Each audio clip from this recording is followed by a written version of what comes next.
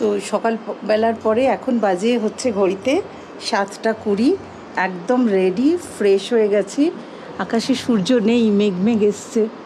মেঘ হওয়াটাই ঠিক। ওই যে পাহাড়ে পর্বত ধুমাত অগ্নি, ও পাহাড় থেকে কীরকম ধোঁয়া বেরোচ্ছে, সেই কালিদাসের লাইন মনে পড়ছে।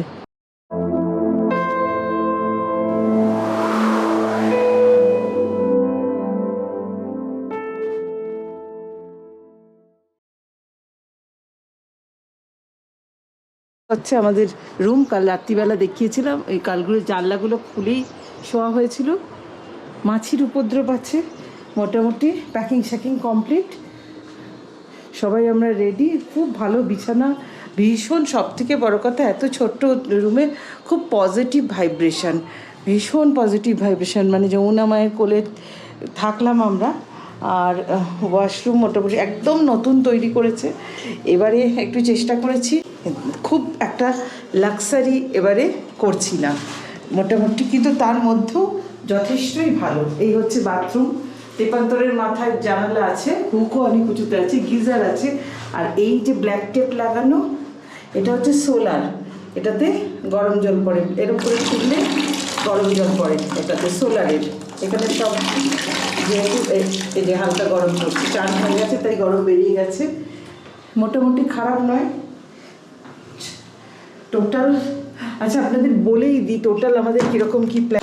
আমরা হরিদ্বার থেকে নেমে যে গাড়িটা নিয়েছি, ডিজায়ার গাড়ি দিয়েছে, টানা থাকবে, আবার হরিদ্বারে ছেড়ে দেবে।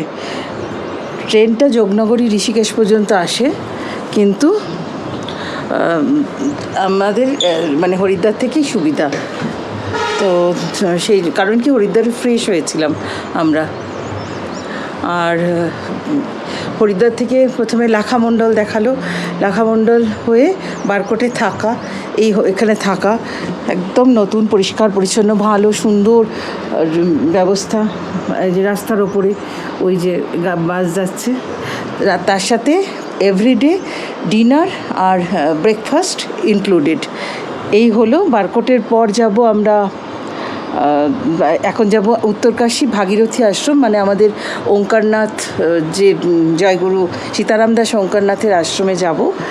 সেখানে থাকবো 2 দিন, ওখানে আশ্রমে একটু সময় কাটাবো। এবারে একটা একদম অন্য রকম করে সাজানো, তো ওখানে থাকবো। ওই 2 দিনের থাকা খাওয়ার খরচাটা এতে ছাড়া।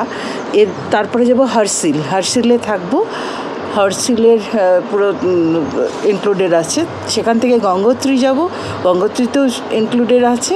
গঙ্গোত্রী থেকে ফেরা, ঋষিকেশে সোজা গঙ্গোত্রী থেকে ঋষিকেশ যাব। এত কিছু নিয়ে 44,000 নিচ্ছে। আপনারাই বলুন। এবার রুমগুলো দেখাবো, খারাপ কি, পরে চাইলে আমি যোগাযোগ নম্বর দেবো। আগে ট্যুরটা কমপ্লিট হোক, পুরোটা কমপ্লিট হোক। ঠিক আছে, এখন আমরা ব্রেকফাস্টের উদ্দেশ্যে যাই। পাহাড়ে এমনিতে একটু লোনলি লাগে, কিন্তু এখানটা থেকে না খুব ভালো লাগছে। এত সুন্দর, এখানে কিছুই নেই কিন্তু ভীষণ সুন্দর, কিন্তু কোজি ব্যাপার। সামনে ক্ষেত, লোকজন, কুকুর শুয়ে আছে পাশে, একদম পাড়া মতন টাইপের বাড়ি। আর সকাল থেকে গান হচ্ছে রাস্তার উপর। আমি এমনিতে খুব একটা মানে লোনলি জায়গা পছন্দ করি না, তো যাই। ঠিক আছে, বাকিটা কাশি থেকে বাবা বিশ্বনাথ অন্তর্ধান হবে, পুরো মাটিতে ভিড় হয়ে যাবে। তখনই উপস্থিত হবে। এইমাত্র বললাম যে খুব পজিটিভ বলা হয়, সকাল থেকে গান চলছে। এটা কিচেন, আর ওই সামনে যমুনা, আর এই হচ্ছে আমাদের রুম। ওপাশে সোজা গিয়ে বাঁদিকের রুমটা, এই দরজার বাঁদিকেরটা। একটু ডগি রয়েছে, সকালবেলা ওকে খিদে পেয়েছে, এসছে। দাঁড়া আসছে, বিস্কুট নিয়ে আসছি। কি অদ্ভুত সুন্দর যে গাছগুলো নিচে থেকে দেখা যাচ্ছিল। এবারে উঠছি আমরা ক্রমশ যমুনাকে ছেড়ে গঙ্গার দিকে, গঙ্গার পথে। তো গঙ্গার দিকের রাস্তা আরও সুন্দর। কে মারাত্মক গরম, গ্লোবাল ওয়ার্মিং কাকে বলে সেটা কালকে পাহাড়ে এসে বুঝেছি। মুসৌরিতে এই বছরে নাকি 40 ডিগ্রি ছিল।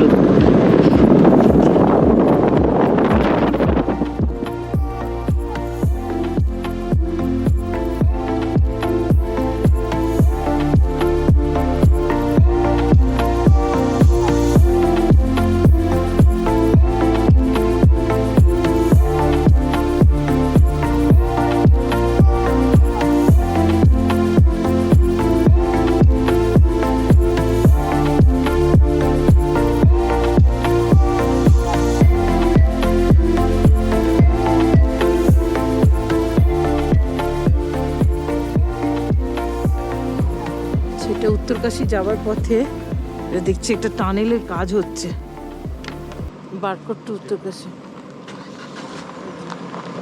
টানেল হচ্ছে, বিরাট বড়।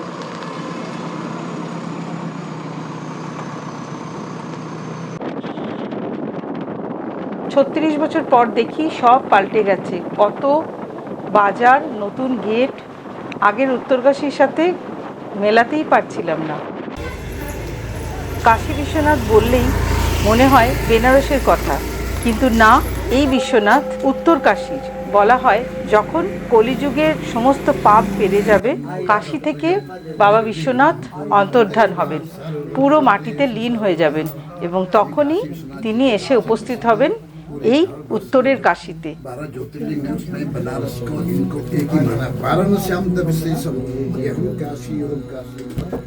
সেই জন্য বলা হয় ওটা সত্যযুগের কাশী আর এটা কলিযুগের কাশী। পুরোহিত মশাই কিছু বললেন, আর এখানেও অদ্ভুতভাবে ডোডিটাল থেকে নেমে আসে অসি নদী ভাগীরথীতে মিশছে। काशी में विश्वनाथ विराजे, उस काशी में जिस काशी में असी और बना नदी हो और उसका संगम भागीरथी गंगा में हो, उसके केंद्र में जो स्वयं उद्भव हुए वही विश्वनाथ है, वही स्वयं हो, वही ज्योतिर्लिंग। ऐसा करके ठीक है जी महाराज जी, बहुत बहुत प्रणाम। ये त्रिशूल क्या प्राचीन युग का त्रिशूल है? स्वयंभू त्रिशूल भी स्वयंभू है? अच्छा, वो भोले बाबा भी है और त्रिशूल भी। মন্দিরের সামনে দেবী শক্তিকে উৎসর্গ করে একটি মন্দির আছে, সেখানে 26 ফুট উঁচু একটি ত্রিশূল দেখা যায়। সরকারি পোর্টাল অনুযায়ী রাজা গণেশ্বর, যিনি এই বিশ্বনাথ মন্দির পরবর্তীতে নির্মাণ করেন, তার পুত্র গুহ নামক মহান যোদ্ধা এই ত্রিশূলটি নির্মাণ করেন। এটি 26 ফুট উঁচু, কিন্তু স্থানীয় পুরোহিত এবং সবার কথা অনুযায়ী এটি স্বয়ম্ভু। মহিষাসুর বধ করার পর শক্তি স্বয়ং দেবী ভগবতী এখানে এটি রেখেছে।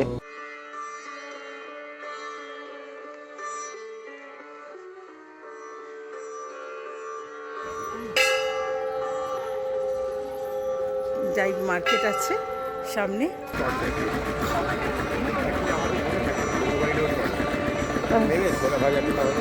হ্যাঁ নিয়ে নেব।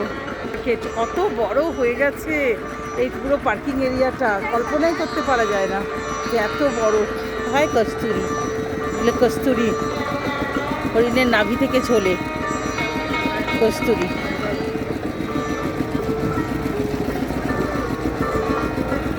এটা হচ্ছে কস্তুরি, এই সেই কস্তুরি। টুকটাক কেনাকাটা সেরে ভাগীরথী আশ্রমের উদ্দেশ্যে যাত্রা করলাম।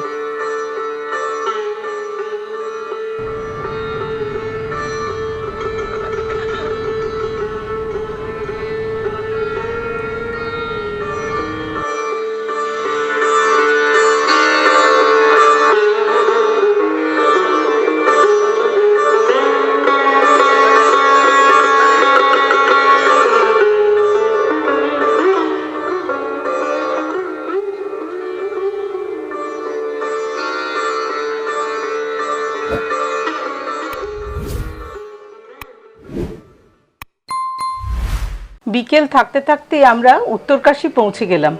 ঠিক করাই ছিল প্ল্যানে যে কাশী বিশ্বনাথ দর্শন করে ঢুকবো ভাগীরথী আশ্রমে। এখন ভাগীরথী আশ্রমে পৌঁছলাম। এরপরে আপনাদের পরের পর্বে দেখাবো এখান থেকে লক্ষেশ্বর মহাদেব দেখে আসা এবং আশ্রমের জীবনশৈলী। তো সঙ্গে থাকুন। হরে কৃষ্ণ হরে কৃষ্ণ কৃষ্ণ কৃষ্ণ হরে হরে।